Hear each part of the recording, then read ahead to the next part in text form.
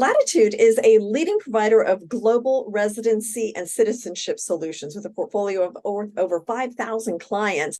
Now, they operate in over 20 countries worldwide to secure second citizenship or residency in desirable locations. So with me, Christopher Willis, managing partner of Latitude. So looking forward to our conversation, such an interesting topic. And I guess, Christopher, just start with an overview of Latitude, its role of a leader in investment migration. Explain what that's all about. Perfect. Thank you, Jane. Yes, I mean, we've been doing this for quite a long time. You know, our senior executive has over 100 years of combined experience. And what we do is we advise clients on the solutions for having an alternative residency or citizenship. You know, in particular, we do a lot of work with family offices to advise on incorporating this as part of an overall structure, because many people don't have it. And so they're realizing it's becoming much more necessary. But as a firm, as you touched, we touched on, we've got offices in over 20 countries. We're very active both in the countries where people are coming from and the countries where they're going to.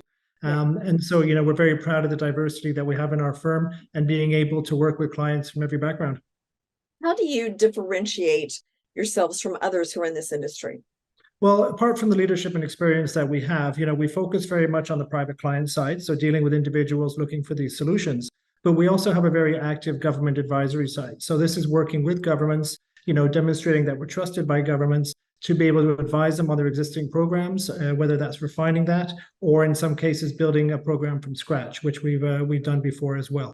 So that angle just allows us to give guidance on both sides of the fence, if you like, to clients, and understanding how their application will be considered by the different government authorities.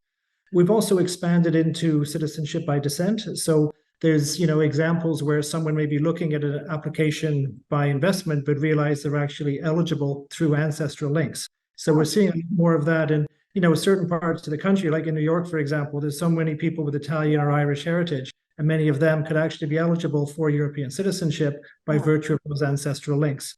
And then, I guess the final piece that differentiates us is our sort of our ancillary and follow-up or post-approval services. So helping people getting settled. Not everybody is actually moving. They're using it for different purposes. But for those who want to establish getting a property, opening a bank account, getting a driver's license, things like that, we can take care of everything from A to Z. Okay. Who would you say are your typical clients that are looking to do this? And then also, how do you assist them in terms of identifying the most suitable program for them on a personal level and a financial level? Yeah, I mean, there's a whole cross section of people, whether it's, business leaders, self-employed people, athletes, celebrities, influencers, there's a whole cross section. And so everybody's going to have their different needs and motivations. So what we do is we have an initial consultation to sort of get to know them, understand why they're looking to do this, what their motivation is to do it, the timescales, the budget they want to put towards this. And once we have that sort of profile, then we can advise them on what would be better. Also, if they're looking for residency or citizenship, in many cases, people do a combination. So they may say, well, look, let's get a second citizenship, let's say in the Caribbean, and have a longer term plan to get citizenship in the European Union. So they're looking in to cover all the bases, not only just for themselves, but for future generations as well. Yeah, that was really interesting. So explain the process of advising them in terms of kind of guiding them through the process of obtaining a second citizenship or residency.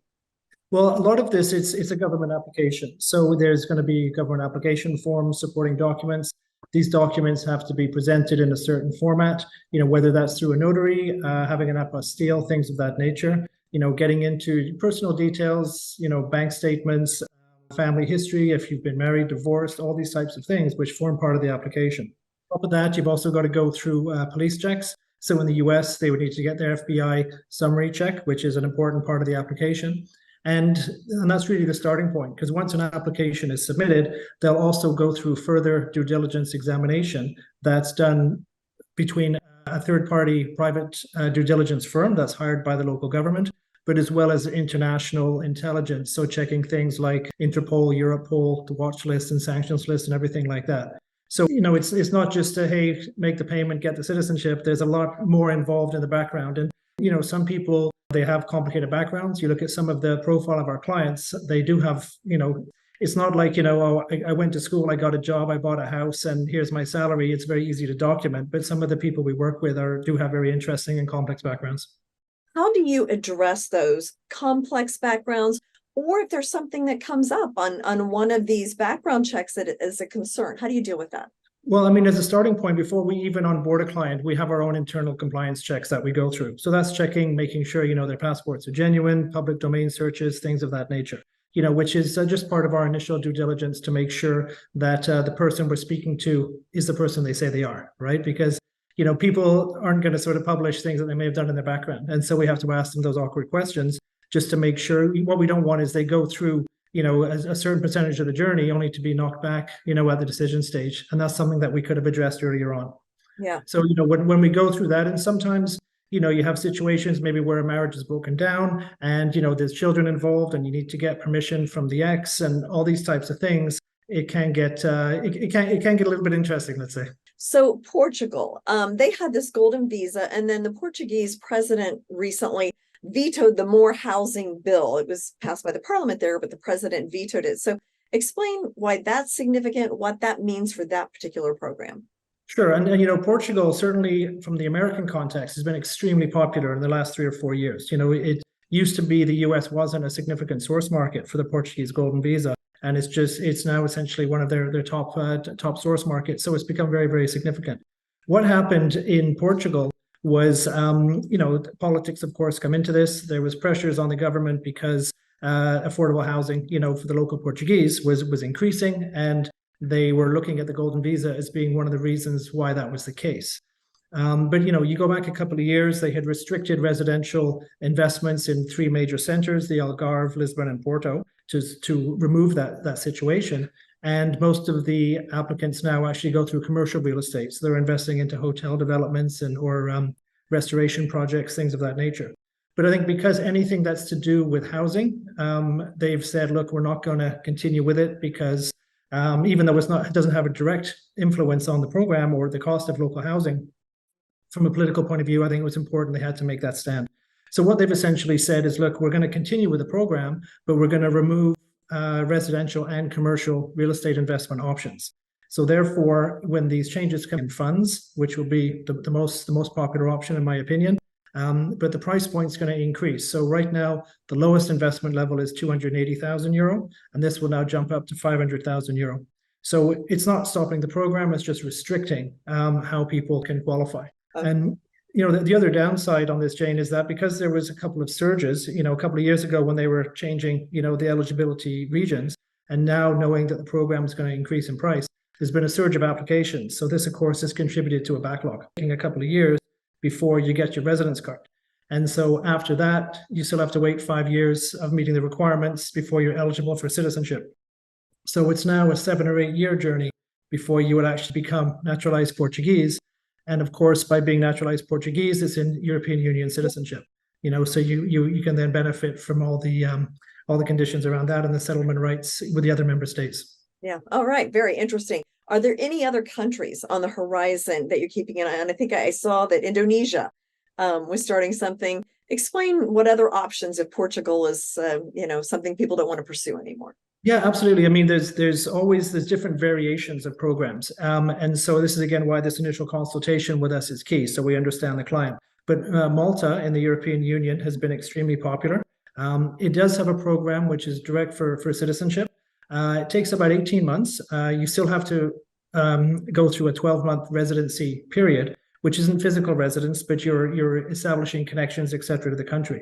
But, the price point is much higher. A single person is going to be about €1 million.